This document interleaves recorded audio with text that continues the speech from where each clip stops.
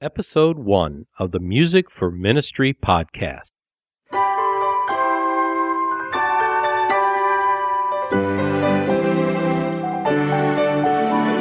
Welcome to the Music for Ministry podcast, providing an in-depth look at the ministry of music through the lives of music leaders today. Hello. Thank you for joining me on the Music for Ministry podcast.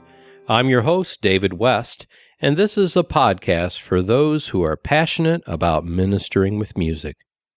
If you're involved in the music ministry of your church in any way, or you have a unique ministry that involves music, I would love to hear from you.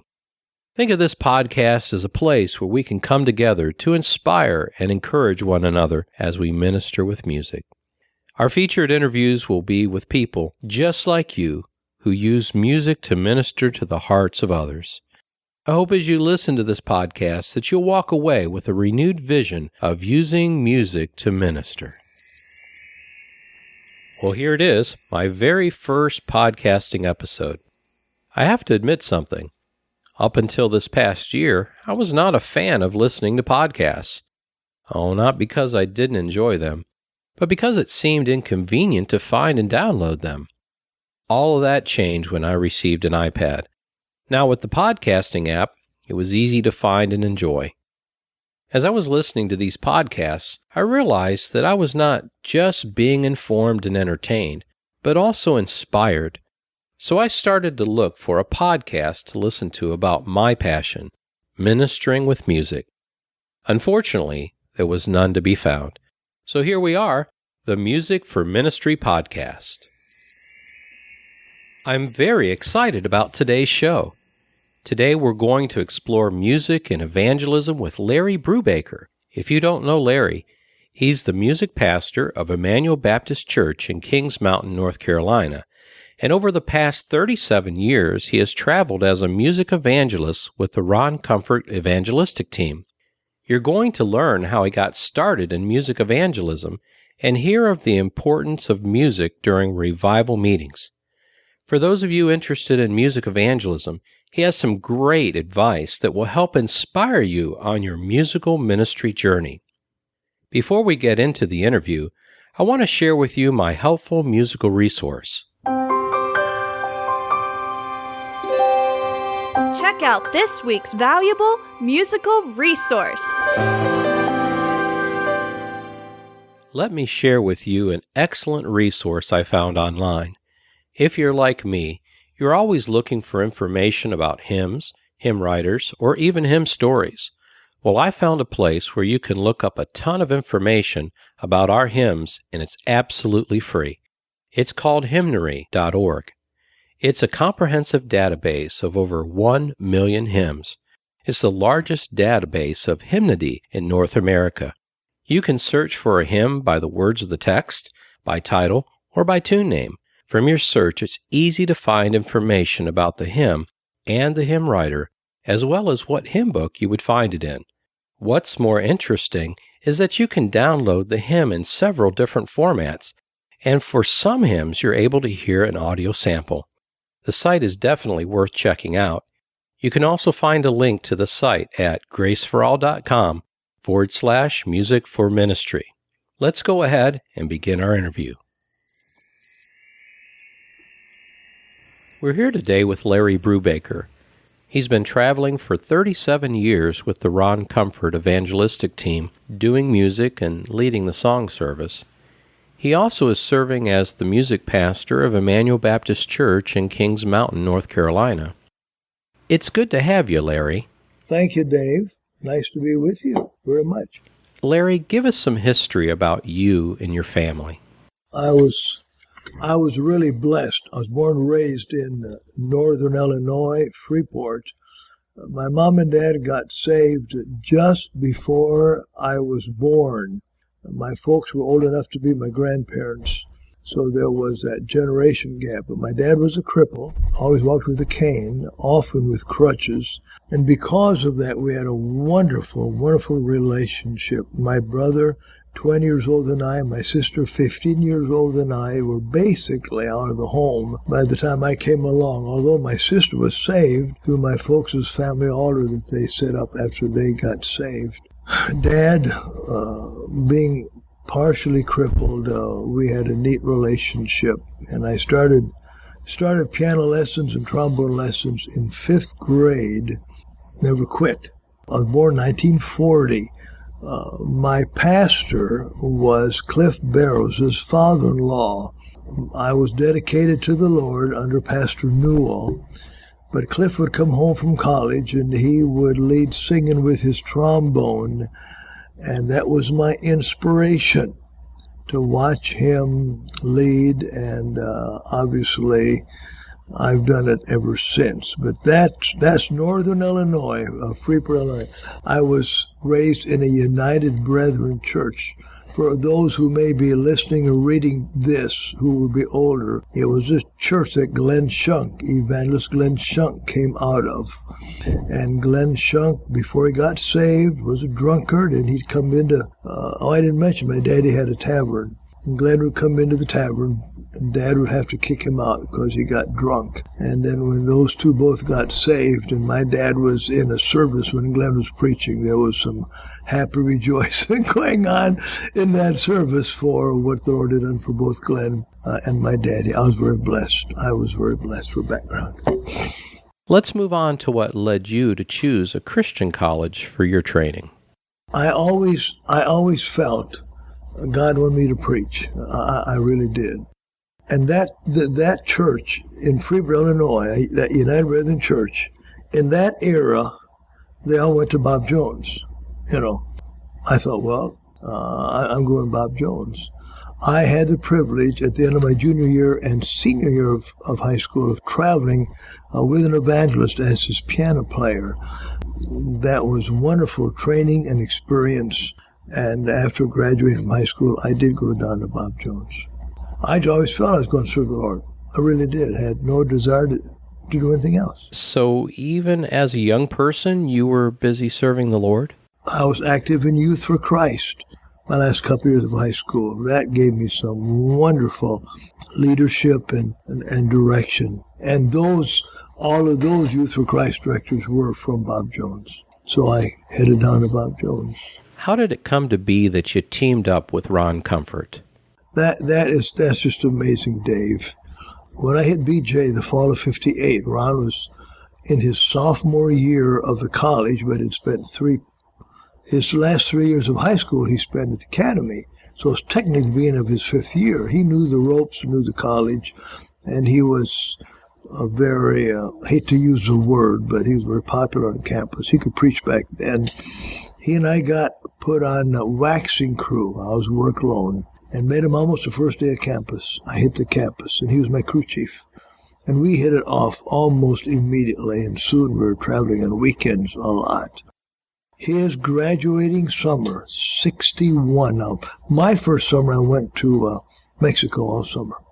Second summer I traveled on an official BJ ensemble with Dean Liverman. He was our dean, and Bud Bierman. Bud was on that team.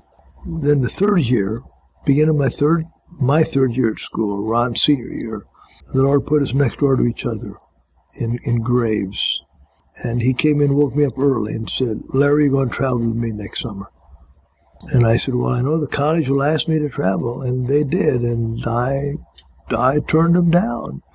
And Ron and I, and after interviewing a lot of men, or fellas, Tom Koss, who's been on staff at BJ in science, Dr. Tom Koss. The three of us formed the King's Men. Traveled all summer, Ron's graduating summer. During that summer, he got enough meetings to take him to fall. And I stayed with him to fall. Tom went back to school. And I stayed with him to fall. And so we were together till Christmas as two single boys traveling. Prior to that, did you know of any other music men that traveled with evangelists?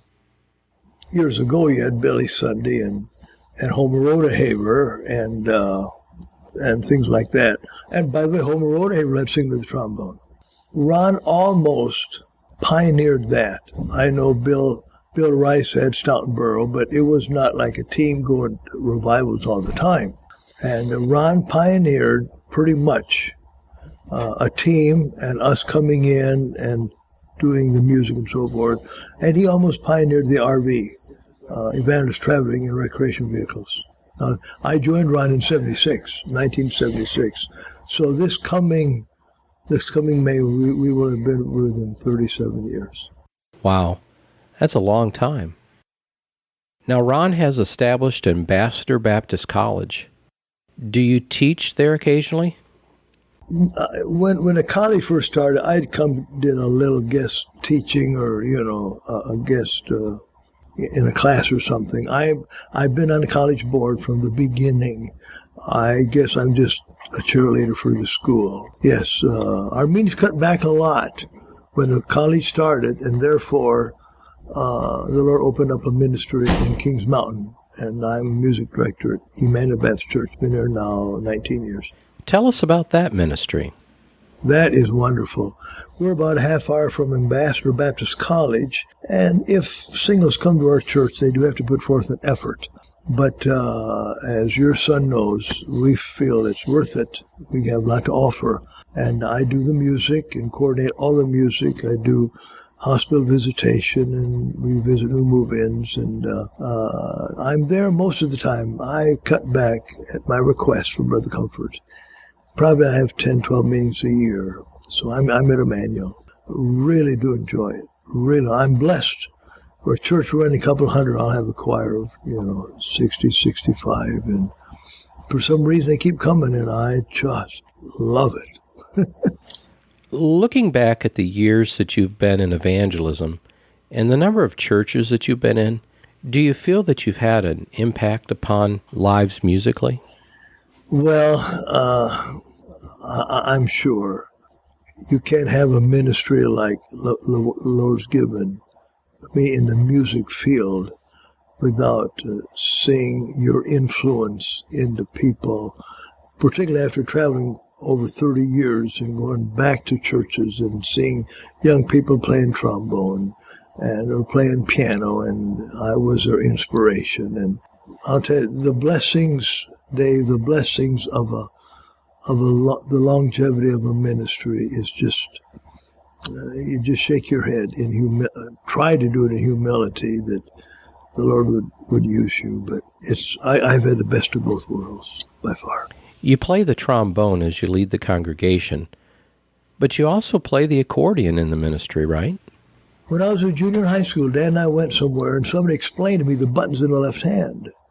Well, because I must have been taught right, I understood it, the circle of fifths, and picked that accordion up and played it. Not well, but squeezing was funny. So Dad got me an accordion, or Mom, Dad did. And that summer when I traveled with Evangelist, I took it with me. Then after I joined Ron, the Lord led us to a gentleman who invented the accordio organ. And my accordion is a full organ. It's so handy. We still sing with it, in our meetings, mission trips. Oh, it's invaluable what you can do in mission field, So the accordion's been a real help. Then recently my wife surprised me with a euphonium at Christmas. So now an old man has learned valves. Say, okay. But I love the euphonium. Same mouthpiece. Love the tone on the euphonium. And I practice that more than I do the trombone. Well, one thing I personally appreciate about your ministry is your love for revival songs. Songs that can get a revival meeting off to a good start through the enthusiastic singing of a church choir. How many songs like that have you written over the years? Oh my, that's a good question. I've never counted them. I would guess I published up through number 20, and then I got a lot, just 8.5 by 11. I would guess probably at least 30.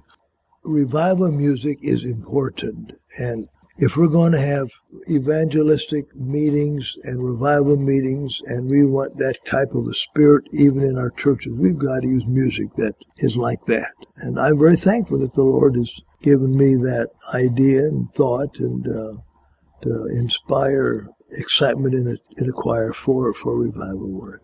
When you come to a church, you work not only alongside the pastor, but also the music pastor. What advice would you give to a young person interested in being an assistant or a second man in the era of music? Oh boy, that's quite a question, David.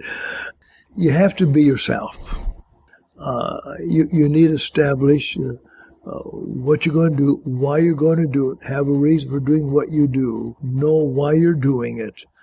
If you're going to be a song leader, learn to direct where people can follow you instantly and easily, particularly if you're going to travel or in a different church every week or almost every week. And if you want to turn that congregation into a choir, you do need to know how to have them follow you instantly almost. See. And of course, I've been blessed with Mrs. Comfort as my pianist. And now at Emmanuel, I have a number of pianists that obviously know me now and follow very, very, very well. Just one more question. If someone were interested in contacting you or finding out more about you, how would they do that? I am Pastor Brew at ebckingsmountain.com. And my email is under the umbrella of my church. Be glad to be of help to anyone that wants to pursue this. We need to get some new fellas on the road. There are not many doing really what I'm doing in the realm of music evangelism. Mike Pelletier has Greg Murray. Greg and Heather do a phenomenal job, and they've been Mike and Becky for many, many years. And I know Doyle Robertson has traveled with a number of evangelists. But boy, there are not many that, and I think there's a need. I really do. And sometimes when an evangelist comes into a revival without a music man, they want a music man. I think you're right, and there is a great need. Well, thank you for being with us today and sharing your thoughts on music evangelism. Thank you, David. My privilege, and God bless you and your ministry as well. This brings us to the end of the Music for Ministry podcast. You can find links and program notes to our show at graceforall.com/music for ministry. If you've enjoyed this podcast, be sure to tell your friends about it, and do me a favor, head over to iTunes and give us a rating and give a review, and also feel free to subscribe to the podcast. Have a great day, and make music for ministry your passion too. The Music for Ministry podcast is a production of Grace for All Publications.